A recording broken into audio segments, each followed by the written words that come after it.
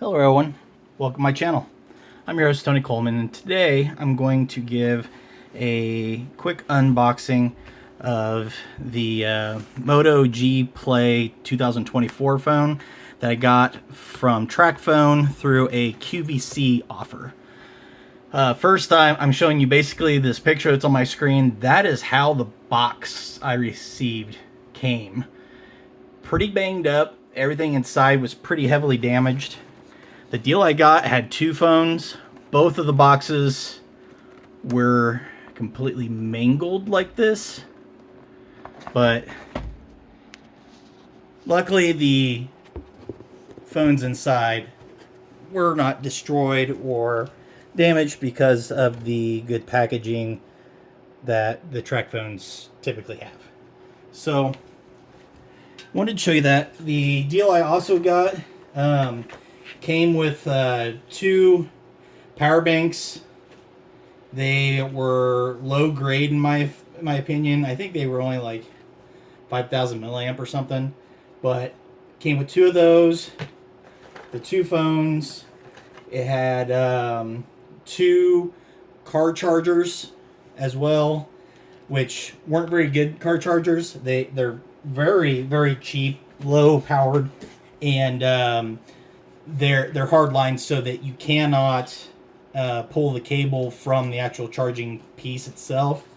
So that was obnoxious. Now the expense on this product was around $55 after tax and shipping.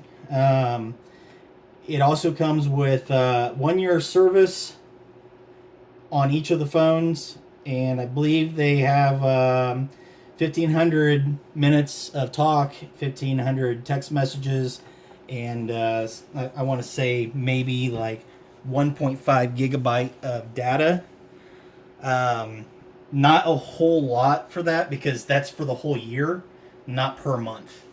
That sort of a setup works for some people, as some people just need a secondary phone. Some just don't use a phone very often. Sometimes people just need a couple text verifications a year or a month or whatever, and 1,500 suffices. Sometimes they just need coverage from a different network to make sure they can get their phone calls or whatever. But yeah, it's one of those plans that's very unique to specific niche markets and not for everybody. So I would not recommend this plan as a go-to plan for any specific person as a general use, but it'll serve its purpose for what I'm going to do with it.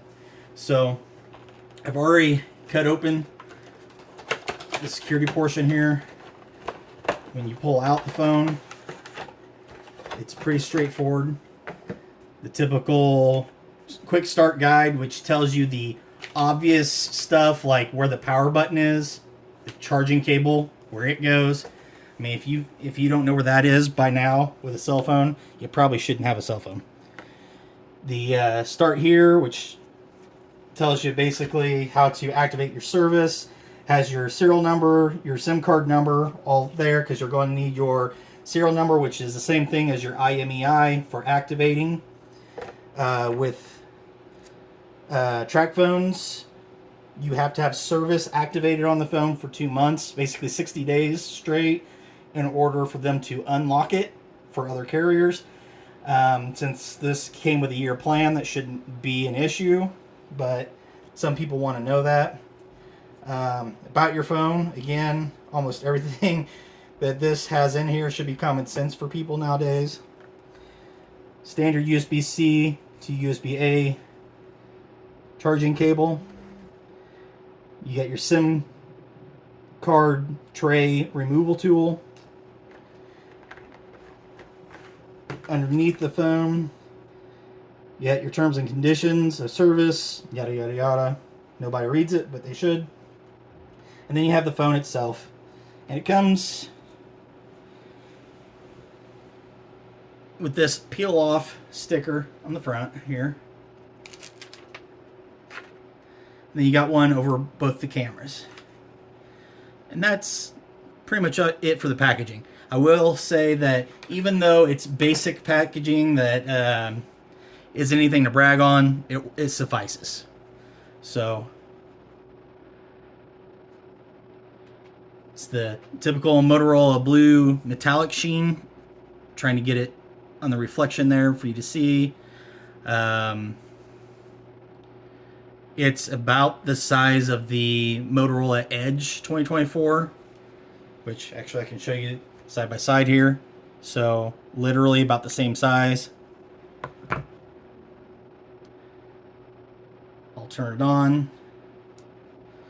Sometimes these don't have much power to them when they ship. Sometimes they'll be partially charged. Sometimes they're fully charged. So let's hope we've got something going here to make this simpler.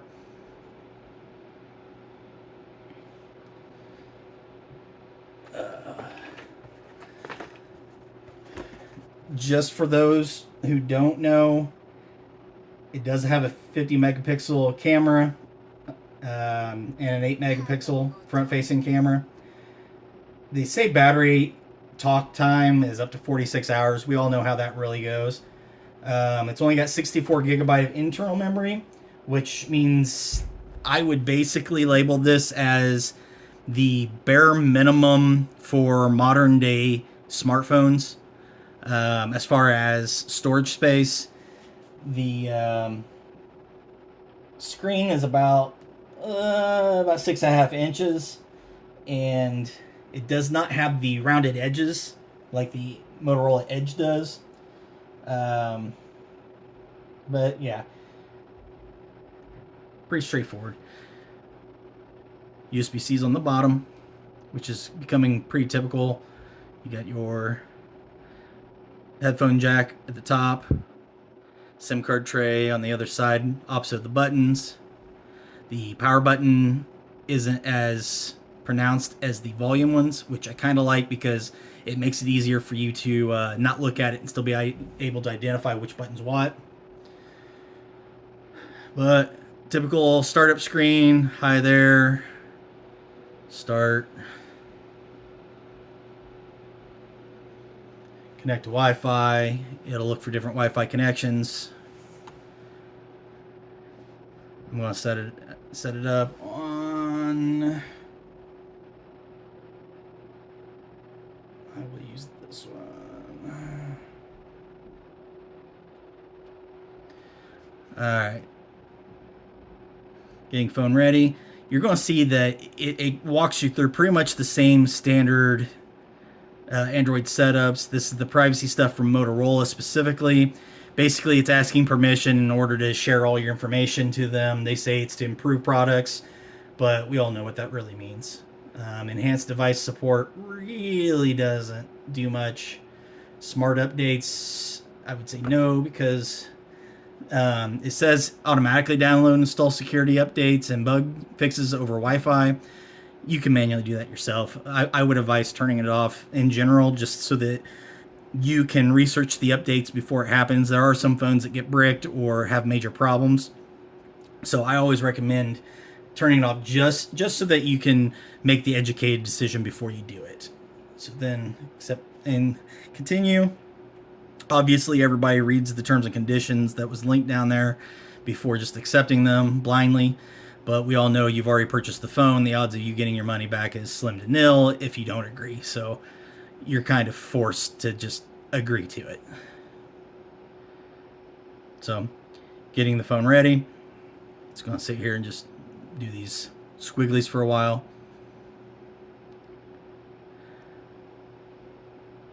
Hopefully it doesn't take too long.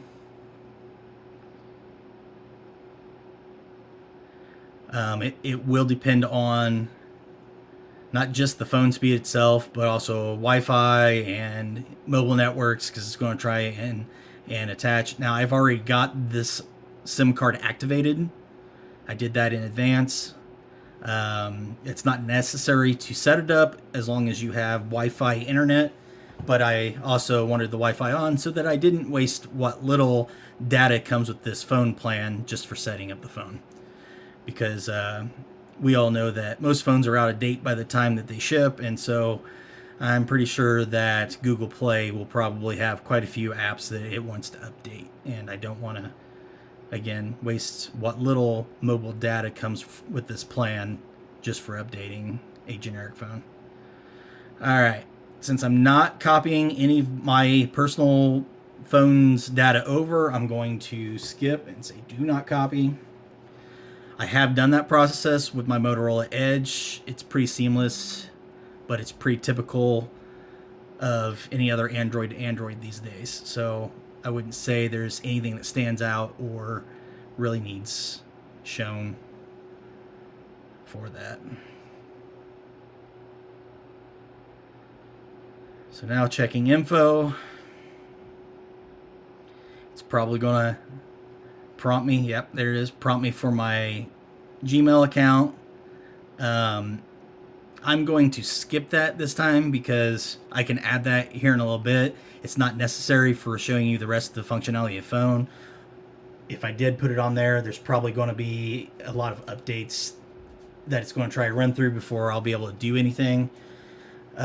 Use location, all apps and services, to location permission. Yeah, most of my apps I'm going to use pretty much require location anyway, so I don't mind that.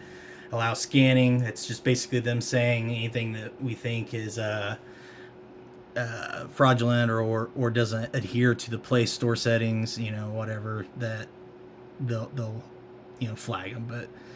But diagnostic data, again, that's just them collecting data on you and using it for whatever they want. They say it's to improve the app usage and everything, but we all know there's more to it than just that.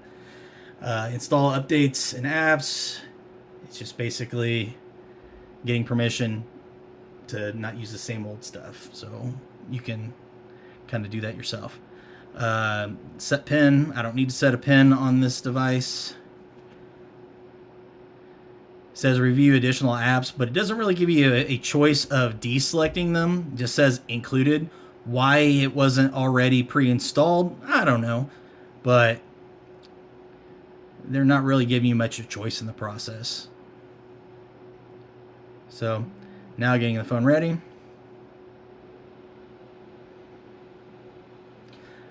I will say that once it's done setting up, yeah, here it is, the Motorola wanting to basically spam you with everything. So I always say, no, I don't need to subscribe anything. You guys get enough information as it is.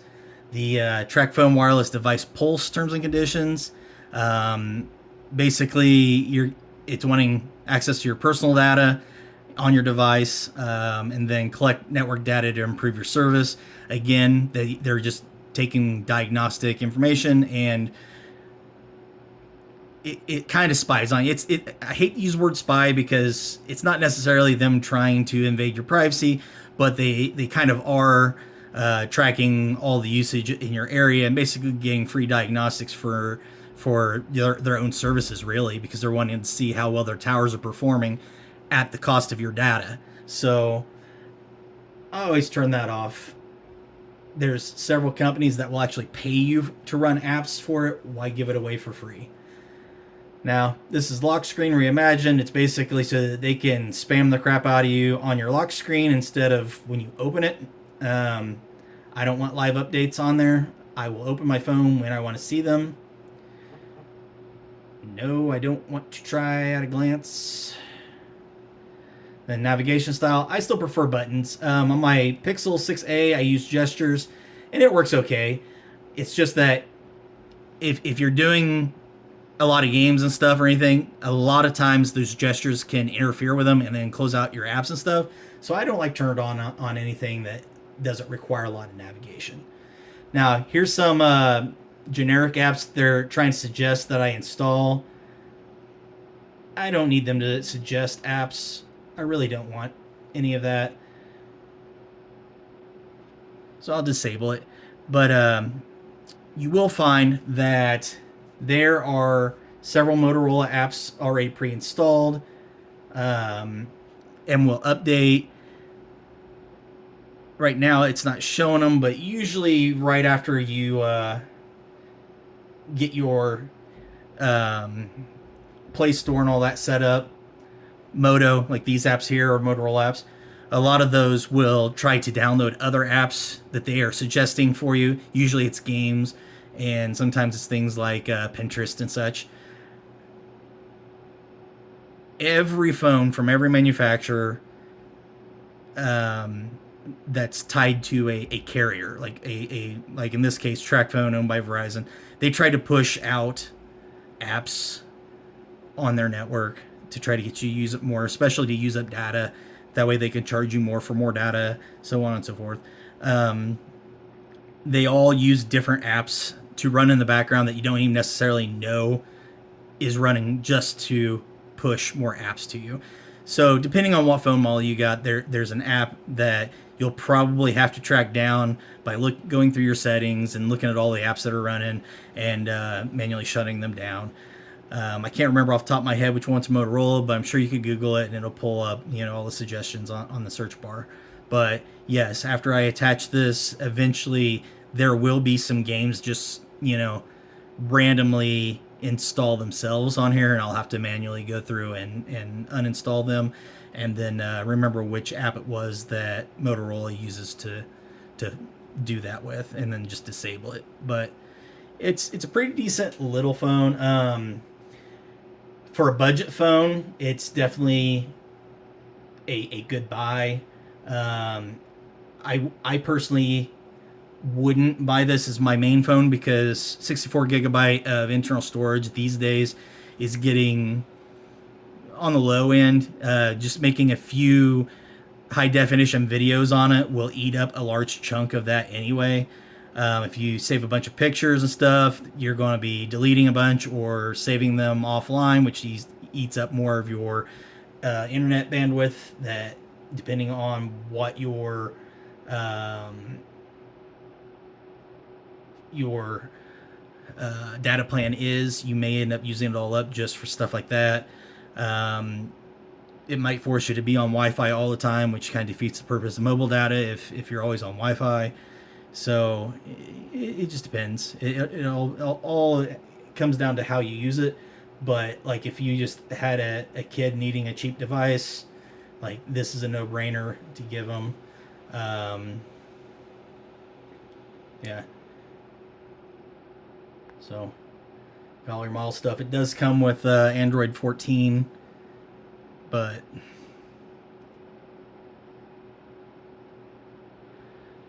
and yeah, don't even bother with that phone number. I won't ever pick up. It'll be on silent at all times until it runs out of phone time, and then you'll just be done.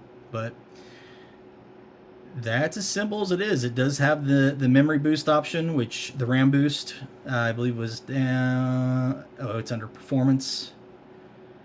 I just had looked at it, system, and then performance.